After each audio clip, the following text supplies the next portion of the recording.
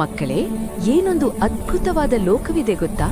ನಮ್ಮ ತಲೆಯ ಮೇಲೆ ತೇಲುತ್ತಿದ್ದ ಮೋಡಗಳೊಳಗೆ ಅಲ್ಲಿ ವಾಸಿಸುತ್ತಿದ್ದ ಒಂದು ಮೃದು ಮನಸ್ಸಿನ ಮಿಂಚಿದ ಬಿಳಿ ಬಣ್ಣದ ಗಾಳಿಗಜ.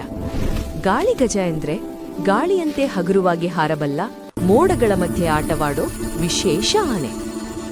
ಗಾಳಿಗಜಕ್ಕೆ ದೊಡ್ಡ ಹೃದಯ ಇದ್ದರೂ ತನ್ನಂಥವರಾರೂ ಇಲ್ಲದೆ ಇರುವುದರಿಂದ ಅದು ಆಗಾಗ ಒಂಟಿತನವಾಗುತ್ತಿತ್ತು. ಮೋಡಗಳು ಬಂದು ಹೋದರೂ 6 ಸ್ನೇಹಿತರಂತೆ ಮಾತನಾಡುವುದಿಲ್ಲ. ಹಕ್ಕಿಗಳು ಹಾರಾಡಿದರೂ ಅವುಗಳಿಗೇ ತಮ್ಮ ಜಗತ್ತು. ಗಾಳಿಗಜಕ್ಕೆ ಮಾತ್ರ ಯಾರೊಂದಿಗೂ ಹಂಚಿಕೊಳ್ಳಲಾಗದ ಮೌನ. ಒಂದು ದಿನ ನೆಲದ ಮೇಲೆ ಒಂದು ಸಣ್ಣ ಬಾಲಕ ದೂರದಿಂದ ಆಕಾಶವನ್ನು ನೋಡುತ್ತಿದ್ದ. ಅವನ ಕಣ್ಗಳಲ್ಲಿ ಆಶ್ಚರ್ಯ, ಹೃದಯದಲ್ಲಿ ದಯೆ. ಗಾಳಿಗಜದ ಹಾರಾಟ ಅವನ ಗಮನ ಸೆಳೆಯಿತು. ಆ ದಿನದಿಂದ ಎರಡೂ ಲೋಕಗಳ ನಡುವೆ ಅಸಾಧಾರಣವಾದ ಬಂಧ ಬೆಳೆತೊಡಗಿತು.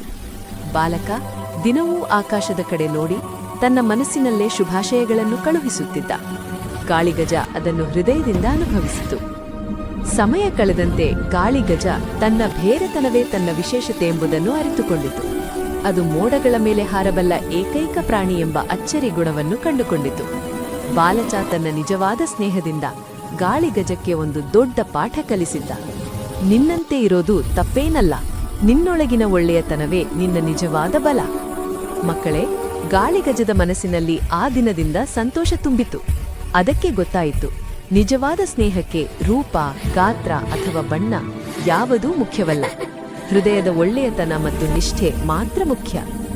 ಹೀಗಾಗಿ ನೀವು ಏನಾದರೂ ವಿಭಿನ್ನವಾಗಿದ್ದರೂ ನಿಮ್ಮ ವಿಶೇಷತೆ ನಿಮಗೆ ಮಾತ್ರ ಸಿಕ್ಕಿರುವ ಒಂದು ಮಾಯೆ. ನಿಮ್ಮನ್ನು ಒಪ್ಪಿಕೊಳ್ಳುವ, ನಿಮ್ಮೊಂದಿಗೆ ನಿಂತುಕೊಳ್ಳುವ ಸ್ನೇಹಿತರು ಎಂದಿಗೂ ನಿಮ್ಮ ಜೀವನವನ್ನು ಬೆಳಗುತ್ತಾರೆ.